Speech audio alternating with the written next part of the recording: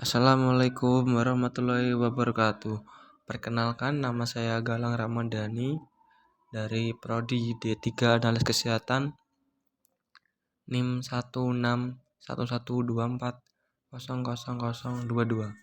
Di sini saya akan mempresentasikan kedudukan bahasa Indonesia sebagai bahasa nasional dan bahasa negara. Sejarah singkat tentang bahasa negara.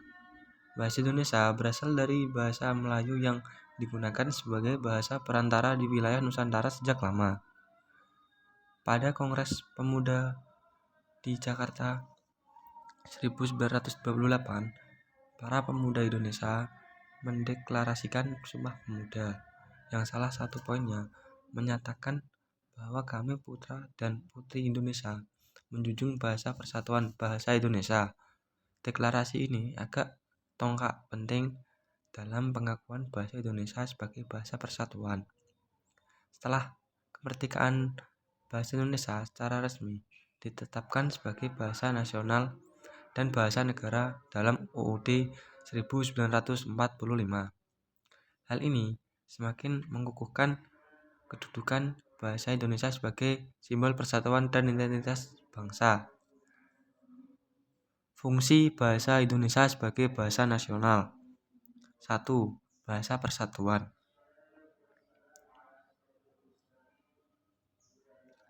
Bahasa Indonesia berperan penting dalam mempersatukan berbagai suku, budaya, dan bahasa di daerah Indonesia. Ia menjadi alat komunikasi yang efektif untuk membangun rasa persatuan dan kesatuan Indonesia. 2. Bahasa kebudayaan.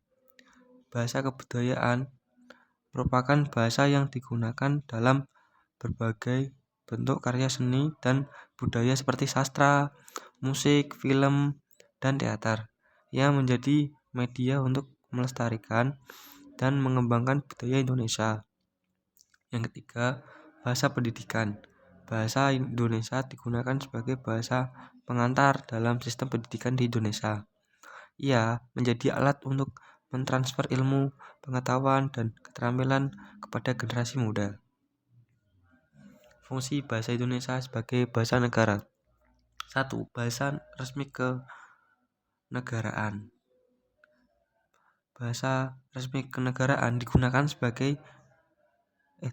dalam berbagai urusan kenegaraan dalam seperti pidato resmi, dokumen negara, surat-surat resmi, dan upacara-upacara kenegaraan. Kedua, bahasa hukum.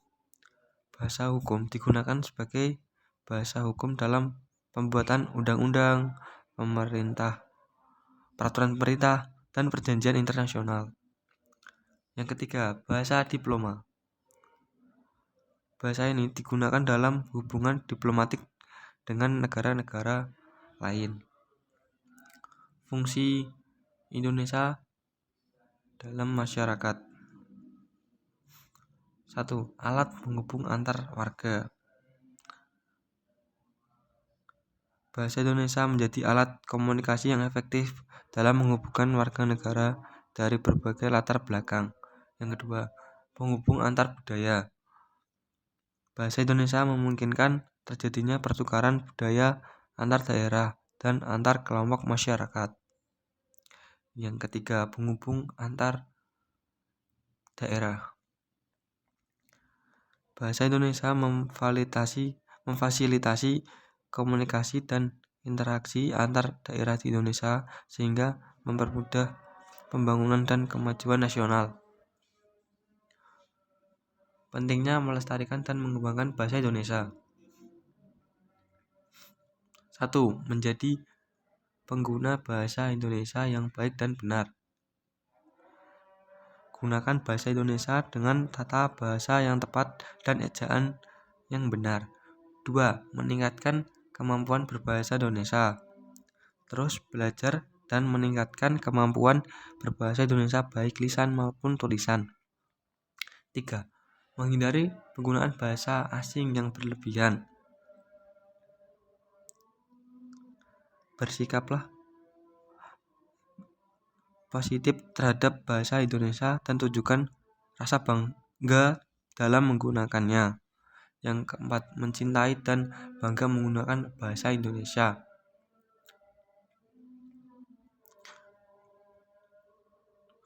Kesimpulannya adalah bahasa Indonesia memiliki kedudukan yang sangat penting sebagai bahasa nasional dan bahasa negara, berfungsi sebagai alat pemersatu bangsa, alat komunikasi dan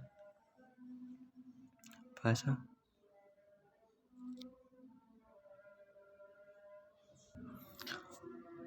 Kesimpulan, bahasa Indonesia memiliki kedudukan yang sangat penting sebagai bahasa nasional dan bahasa negara. Ia berfungsi sebagai alat pemersatu bangsa, alat komunikasi antar warga, dan alat untuk mengembangkan budaya dan kemajuan bangsa. Melestarikan dan mengembangkan bahasa Indonesia merupakan tanggung jawab bersama untuk menjaga identitas dan persatuan bangsa. Sekian dari saya. Wassalamualaikum warahmatullahi wabarakatuh.